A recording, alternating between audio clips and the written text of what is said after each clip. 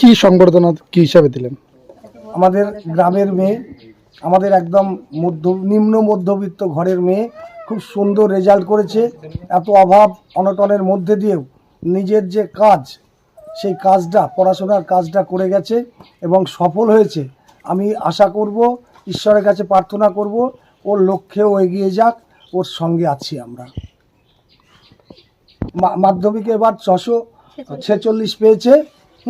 এটা আমাদের গর্বের বিষয়। আমার গ্রামবাসী হিসেবে তথা তেহট্টের বিধানসভার এমএলএ হিসেবেও আমার গ্রামের মেয়ে, একটা নিম্ন মধ্যবিত্ত ঘরের মেয়ে যদি এত সুন্দর রেজাল্ট করতে পারে, তাহলে তো সেটা গর্বের হওয়ারই কথা।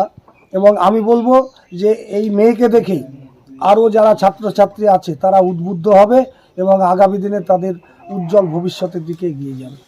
এমএলএ যে তোমাকে আজকে সংবর্ধনা দিল একটা ভালো রেজাল্ট করার জন্য, কতটা খুশি তুমি? প্রচন্ড খুশি। কি বলবে?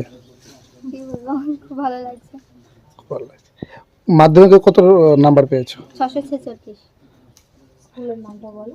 কোন স্কুলে? সিদ্ধেশ্বরী ইনস্টিটিউশন। তুমি বড় হয়ে কি হতে চাও? ঠিক করিনি।